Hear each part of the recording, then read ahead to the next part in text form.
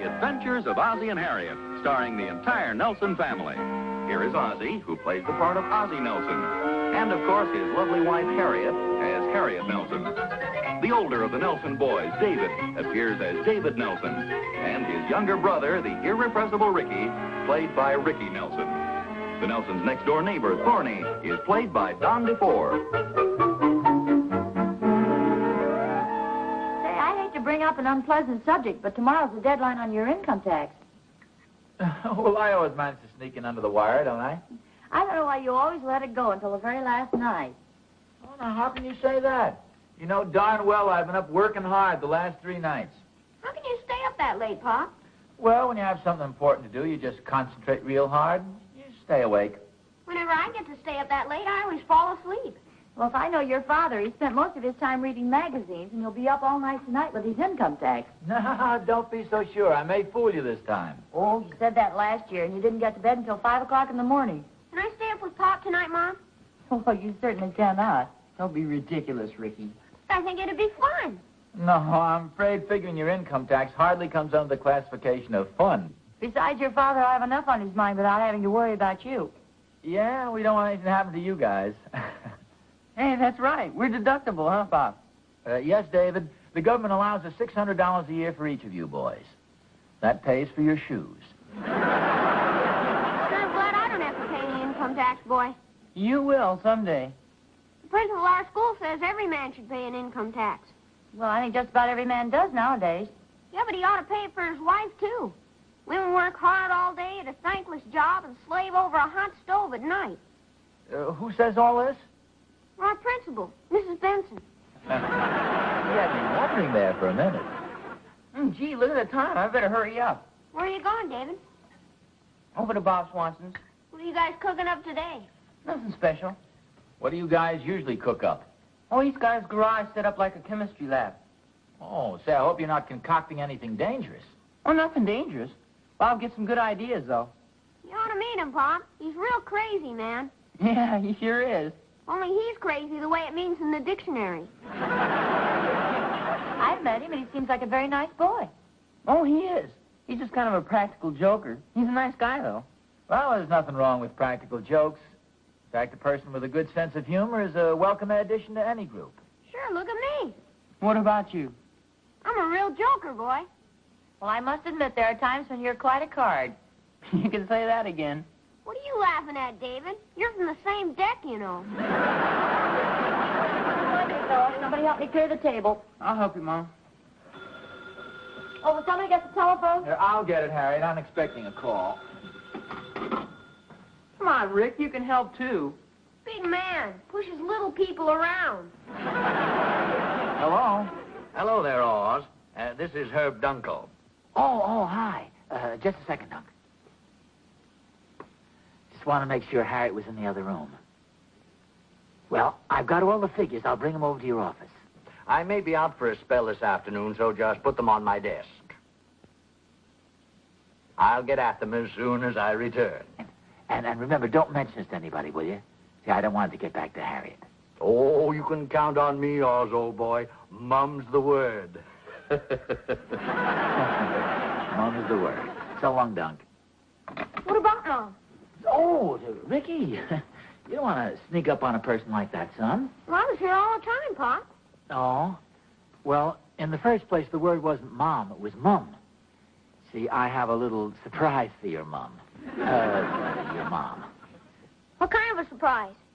Well, remember now, this is secret just between you and me. What about Mr. Dunkel? Well, yes, Mr. Dunkel has to know about it, too. You see, he's going to make out my income tax for me this year. That is, I've gathered together all the material and all the information and all the figures and all, but he's going to make out the actual forms and stuff. Well, how come? Well, you see, he's an accountant. He knows all about that kind of thing. How come you're not going to tell Mom about it? Well, I'm going to tell her later on, but you see, this is sort of a little practical joke on her. She thinks that I have to stay up late tonight and make out my income tax. I don't get it.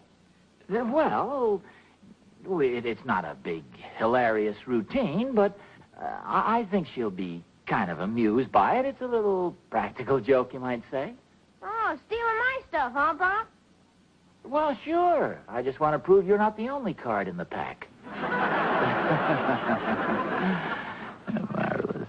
Okay, Pop, but just remember one thing. There's only one joker in every deck. Oh, marvelous.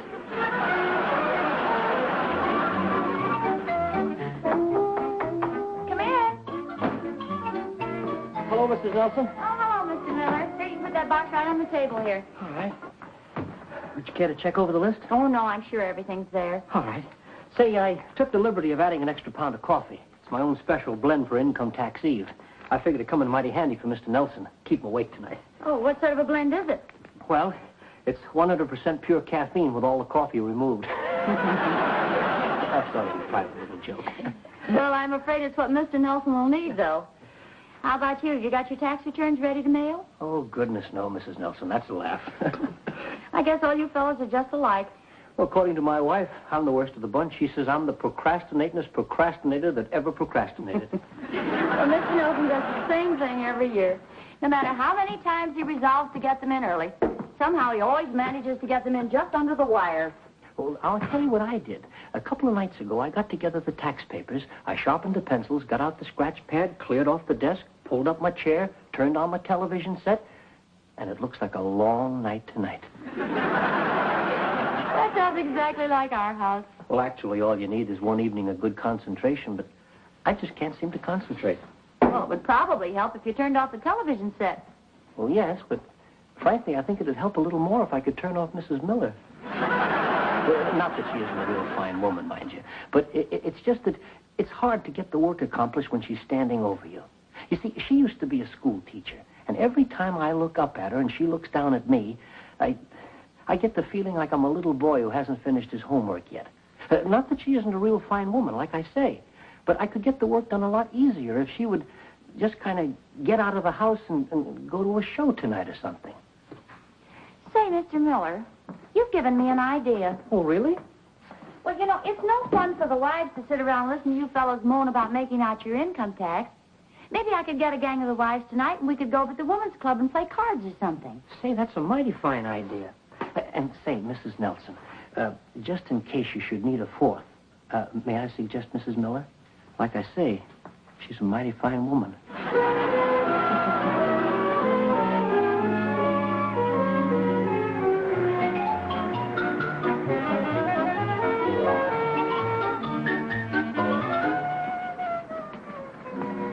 guess Mr. Dunkel's out to lunch. Yeah, here are my returns right here.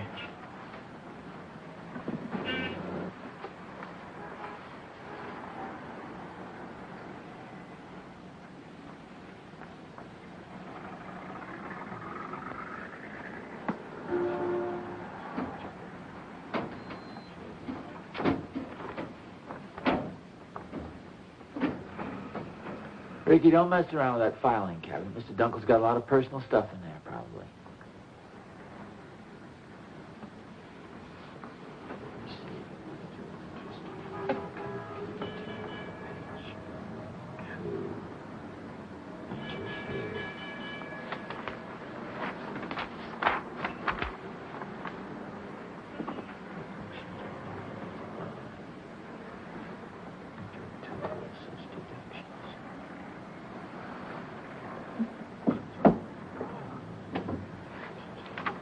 Neat desk, boy.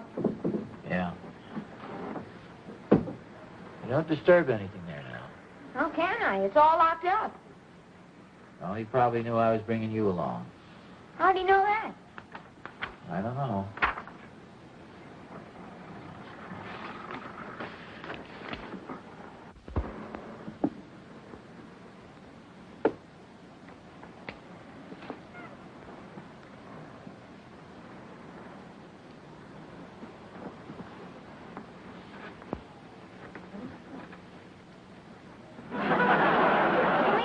I'm a big businessman. Ricky, take the cigar out of your mouth, will you please?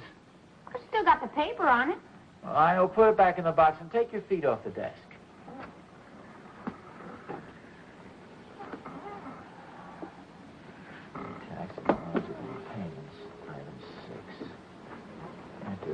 chair, boy.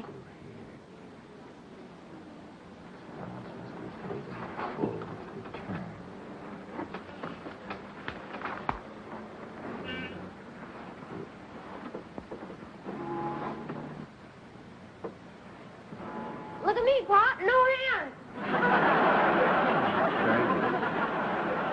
Ricky! Come on, cut that out. You want to fall out the window?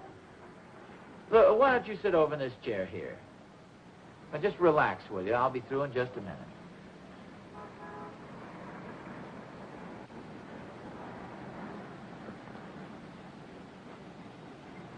I didn't know Mr. Dunkel had a safe. Yeah? Wonder what they keep in it. Oh, probably valuable papers or bonds. Might even have some money in there. Did you ever see those burglars in the movies? The way they open it? You just turn this little dial and the thing swings right open. Let's see, the sheet is attached to this phone. You think you could open it, Pop? No, I'm afraid opening safes is a little out of my line. Leave it alone now. I was just looking at it. I bet you could if you tried. Well, I'm not going to try. You want me to try? No, thanks. That won't be necessary. Oh, come on, son. Hey, Pop, about how old would you say the safe is? Oh, I don't know. It's a pretty old one. Very well built, though. It sure looks heavy. I bet your safe cracker'd have to blast this one open. Oh, not necessarily, Ricky. Those guys really know their business. I don't think they have much trouble opening this. Well, how'd they do it? What do they do with sandpaper? Wouldn't that take an awful lot of time?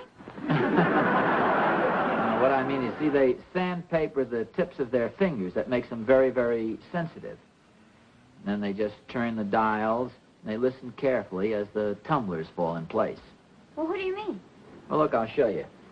See these little numbers? See, each one has a combination, as you probably know. Now they just move it back. They sandpaper the fingers, of course, and then just turn it and listen very carefully. I think it'd be more fun to put a stick of dynamite and blow the door open. Oh, no, the cops would be on us in no time. That's better just to turn it gradually, one way and then the other, listening very carefully for the tumblers. You sure know a lot about safe cracking, Pop. Oh, not necessarily. Hey, did you hear something? Oh, what, Pop? I thought I heard a little click then, as if the tumblers fell into place. What was that? I didn't hear anything. Didn't it sound like a little click to me? Well, the safe didn't open. Well, I know the safe doesn't open until you pull the handle. Hey! Pop, you did it! How about that? How'd you do it, Pop? Oh, your old man is a guy of many talents. I'll find another place to hide my money, boy. Yeah, I don't blame you. Boy, I'm a regular Jimmy Valentine. I sure wish I could open a safe like that, boy. See, I just happened to think of a wonderful idea. What's that, Pop? Well, here's a little joke we could play on Mr. Dunkel to really mystify him. See, as long as I've got the safe open now, why don't I put my tax papers in there and then lock it up again and let him figure out how I got it open in the first place? It's a lucky thing you're a good safe cracker. Ricky, I'm not a safe cracker at all. The safe just accidentally came open. I don't know. You sure look like you knew what you were doing. Well, believe me, I didn't. Boy, old Dunkel's going to get a kick out of this. I hope so. Oh, sure. People enjoy having little practical jokes played on them, especially if they have a sense of humor.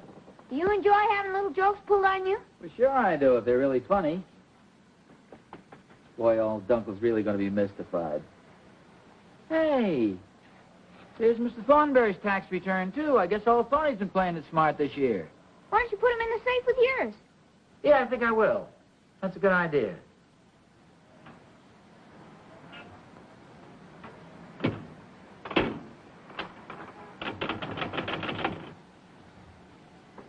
Now, I'll leave a little note for Mr. Dunkel. Let's see what would be a funny thing to say. You sure are full of jokes today, Pop. Well, a little practical joke never hurt anybody. If you're looking for Barney's tax papers or mine, they're locked in a safe place. You're safe. How do you like that? Yeah, that's good. Hey, what are you doing down there? Oh, nothing much. Well, come on, let's go, son. Oh, wait a minute. You better make sure the safe is locked. Well, I locked it before, don't you remember? You better try it again. No, don't be so... I tied your shoelaces together. Wasn't that funny? Yes, very funny. You just can't hear me laughing with my head in this wastebasket.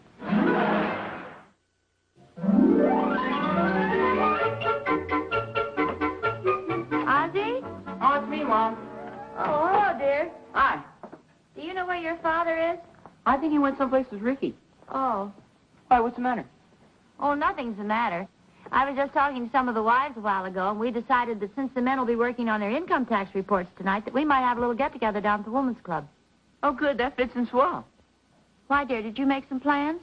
Yes, ma'am. Can I spend the night over at Bob Swanson's? Have you been invited? Yes, ma'am. Ricky, too. Well, sure, that's fine. Go ahead. There's going to be 5 of us. Bob, Ricky, me, Will Thornbury, and Georgie Dunkel. Was there enough room for 5 of you fellas? Oh, sure. Bob's got a pretty big bed. It certainly isn't big enough to sleep 5 of you. Oh, no. 2 of the guys can sleep in the bed, and the other guys can sleep on the floor. We can bring our sleeping bags. You're sure this is all right now? Who invited all you fellas? Bob did. Yeah, I thought so. Does Mrs. Swanson know about this? Oh, sure. I asked her, and she said it was swell. Well, if you're sure. Oh, sure. I wouldn't leave it up to Bob. You know him and his jokes. He'd probably wind up sleeping on the front lawn. Well, okay, that'll give your father the house all to himself. Just poor old Dad and the income tax papers. Doesn't that stuff have to be in the mail by tomorrow? That's right. It's usually a photo finish, but he always seems to make it. I've got everything all set up for him. Plenty of paper and sharp pencils. I've hidden the magazines, disconnected the radio, and turned the television set to the wall. Well, fancy meeting you here. We were just talking about you. Where have you two been? Oh, just around downtown. Around? Downtown? Well, looks as if it might have been a rough voyage. Well, could be. Could be. What are you doing downtown? Oh, nothing much, really. Just a little safe cracking, that's all. Just a little private joke. Don't let it worry you, dear. Tell him about tonight, Mom. Oh, yes, I've got some good news for you. You have the house all to yourself tonight. Oh, how come? The boys have been invited over to Bob Swanson's. Since when? Invited us this afternoon. You too, Rick. Are you going out tonight, too, Harriet? Well, yes, I thought I'd go over to the Women's Club and play some bridge, and that'll give you a chance to work on your taxes without any interruption. Well, this may come as quite a shock, but I've finished all my work on my taxes. Oh, you're kidding. No. The Dunkel's going to finish it up for me. Oh, say, that reminds me. He phoned you while you were out, and he wanted you to call him just as soon as you came in. Oh, yeah. I was kind of expecting he'd call. He seemed rather upset about something. I think mystified would be a more appropriate word. Well, I wonder why he wasn't laughing. Well, he'll laugh as soon as he catches on to the joke. What joke? Well, you see, Dunkel has this big old safe in his office, so I was sort of showing Ricky how a safe is open. You know, I was just fooling around with the dials a little bit, and all of a sudden the darn thing popped right open. I'm sure would make a good burglar, boy. He sounds like one already. No, it was an accident, honest. Where does the joke come in? Well, you see, Thorny had his tax papers over there, too. So after I'd accidentally opened the safe, I thought it'd be kind of funny. I took my tax papers and I took Thorny's, and I put them in the safe, and then I closed the safe and locked it again. And now poor old Dunkel can't figure out how I got it open. You think that's kind of a funny joke? Oh, yes. Is that a police car stopping in front of our house? Where? No, I'm only kidding. Oh! Got me a little worried there for a minute. Say, I better call some of the wives and tell them I can't make it. Oh, no. I don't want you to do that. Well, I wouldn't want to leave you home alone. Well, that's okay. I don't want to spoil your fun. You aren't spoiling our fun, dear. I can play bridge any night. Where are you going? Oh, just out to get dinner started. Oh. I think I'll go phone old Dunkel and clear up the mystery for him. Oz, have you talked to Dunkel yet? No, I was just about to phone him. I worked 3 nights on those tax papers, Oz. 3 long, hard nights. Don't get excited, Thorny. They're okay. Didn't Dunkel get my note? Yeah, sure he got your note. That's the reason he's so worried. He's worried because he can't figure out how I got his safe open. He knows how you got it open, Oz. It was never locked. It was never locked. That's right, but it is now. Now Dunkel's worried about how he's going to get it open. Now, wait a minute. You mean to say the man doesn't even know the combination of his own safe? Oz, the safe was already there when Dunkel moved into the office. It's never been locked because he never uses it. And he never uses it because he doesn't know the combination. You mean to say that my tax papers are locked in that safe and nobody knows the combination? My tax papers are locked in there, too. It's a neat joke on Mr. Thornberry, huh, Pop? Ricky, please, this is serious. I thought it was a joke. Well, yes, it started out to be, but it's suddenly taken a very dramatic turn. Oz, I want my tax papers. Thorny, just calm down for a minute. 3 nights I worked on them, Oz. 3 long, hard nights. I'll never be able to remember some of those deductions. Yes, I went through the same thing myself. I want my tax papers, Oz. Thorny, please, don't get hysterical. Sure, there must be something can do. Fine. What do you have in mind? Well, I'm waiting. say they can't get the safe open. That's right. And they call the safe company and they're closed for the weekend. Think this over for a second. You say they definitely Can't get the safe open.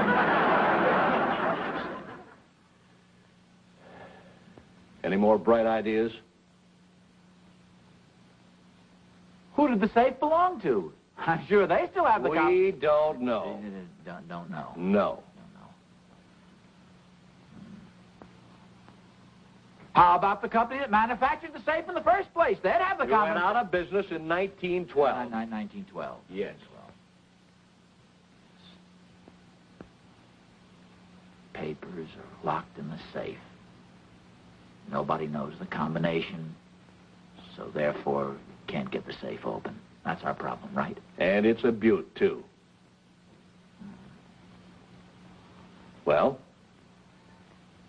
Harriet, before you go out, will you put a pot of coffee on? Looks like it's going to be one of those long, long, hard nights.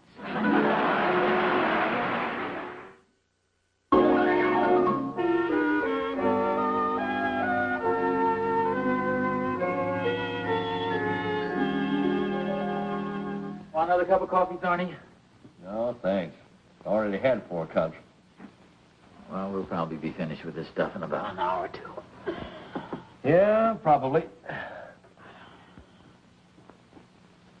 Well, cheer up. You had nothing better to do tonight anyway.